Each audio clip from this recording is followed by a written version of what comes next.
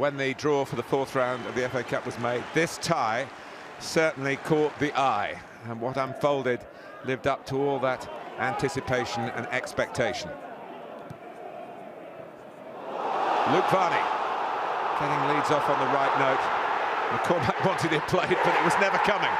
Varney knew exactly what he was going to do and did it, Matt Jackson, superbly. He just makes it look really easy. When he gets himself well set, it's atrocious defending. There's too many times this happened for Spurs. Norton, no idea what he's doing, appealing, in totally the wrong position to start. Varney takes a little half a step, opens his body up beautifully. Absolutely great finish. Not giving Brown any credit whatsoever for the creative pass, because it was just a prod forwards, but this is great. Good technique, whip the ball, good pace. No chance for Brad Friedel at all. So Tottenham were stung. Scott Parker trying to drive them on. This is Lennon with a little through ball, and Dempsey, who had the better chances for Tottenham really the whole game, couldn't take that one. Tom Huddleston starting today, which hasn't been happening too often in the Premier League. He's always had a touch of class about his work. But they're half chances, aren't they? They're shots fashioned, nothing that's really testing. OK, he's got to go down to his left to save it, Ashdown, but he'd be really disappointed to get beaten from there. Well, big hopes on Gareth Bale whenever Tottenham play, of course.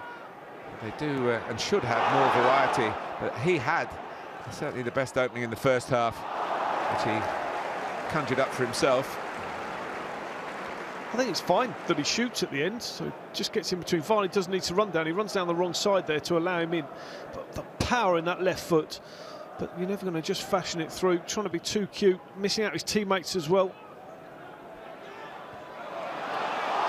Well, Leeds 1-0 up. This is right at the end of the first half. And Ross McCormack thinking he could just spin that back past Brad Friedel. Yeah, I still think he might be better off trying to get him to commit to a penalty here. Take it round him. He's a bit in no man's land there, Brad Friedel. And that's a tough skill. Well, Tottenham had struggled at the back for much of the game, and McCormack exploited them this time. It wasn't straightforward.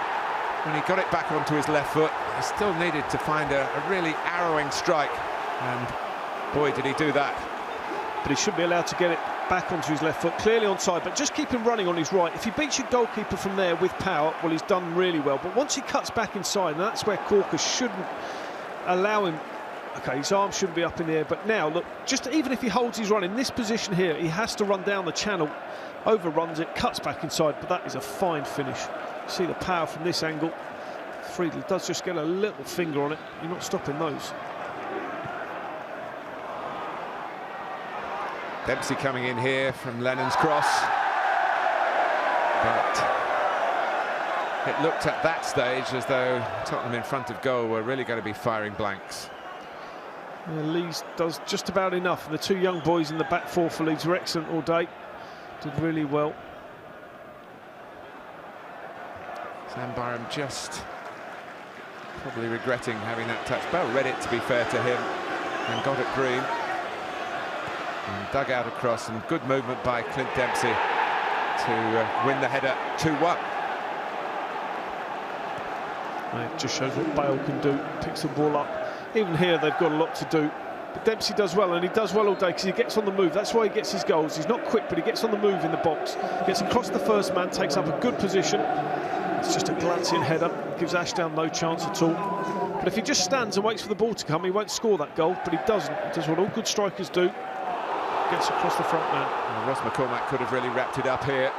Bursting away on the side, trying to hammer it past Friedel, who kept his team certainly in the game, although the recovery was to prove beyond the Premier League side.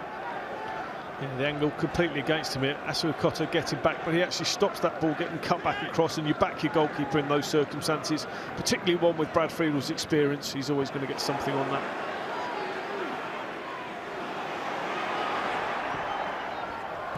Leeds were only occasionally pushed into real desperation. That was certainly a fine block by Tom Lees in the middle of this excellent back four.